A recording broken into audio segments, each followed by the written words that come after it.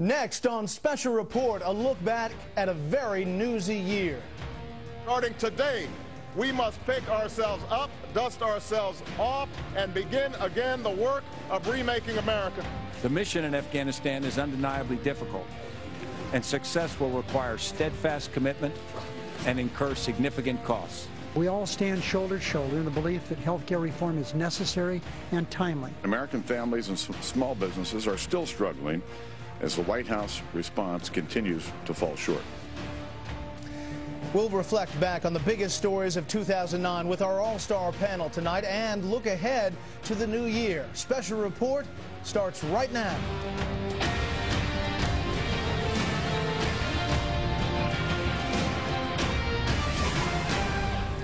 Happy New Year. Tonight we will discuss some of the top headlines of 2009, including in-depth analysis of our top 4 stories of the year: Afghanistan, healthcare reform, the economy, and of course, President Barack Obama's first year in office. That is where our special begins. I, Barack Hussein Obama, do solemnly swear that I will execute the office of President to the United States faithfully. That I will execute the office of President of the United States faithfully. And will, to the best of my ability, preserve, protect, and defend the Constitution of the United States. Preserve, protect, and defend the Constitution of the United States. So help you God. So help me God. Congratulations, Mr. President.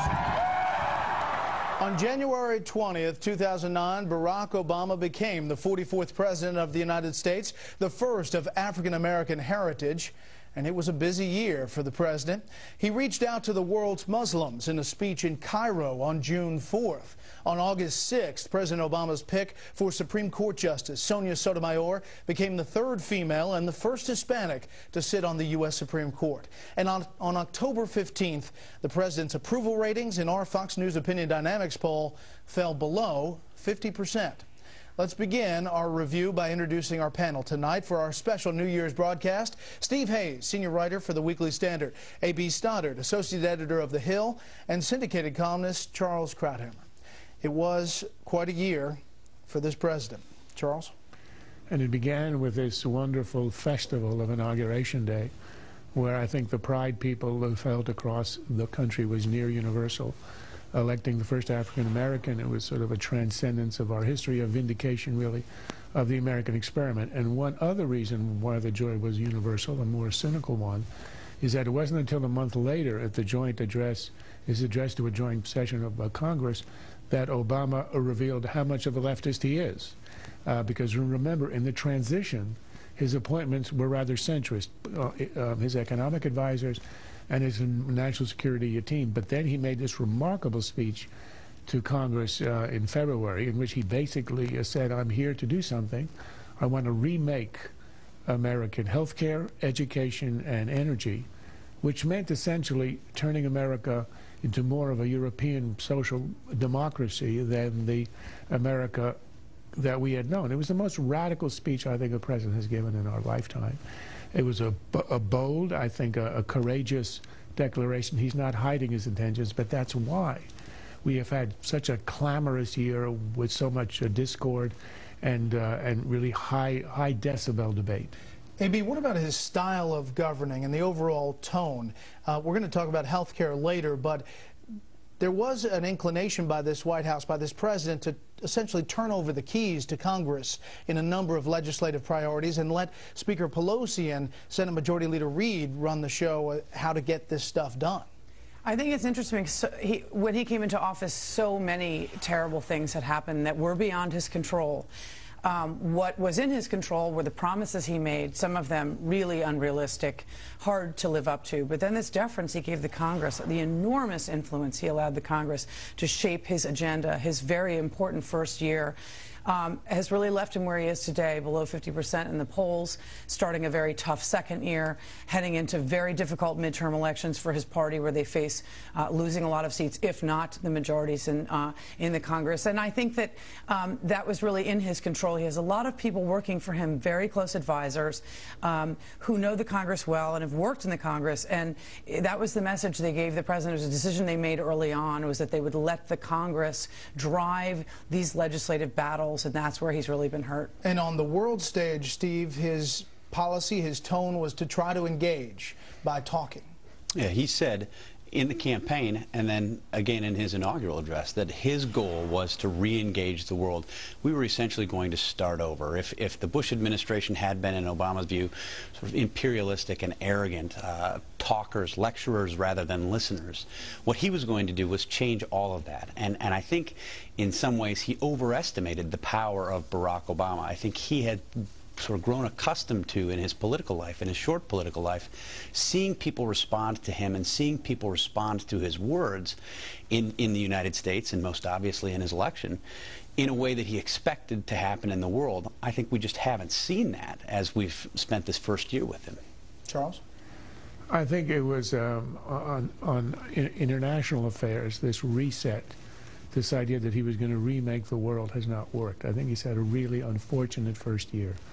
And one hopes that he'll learn from empirical evidence. I'll give you one example of how the outreach, the obsequiousness, the apologies, all that, what effect it's had. In Copenhagen, in a rather underreported story, he arrives late, and he wants an agreement with the Chinese premier.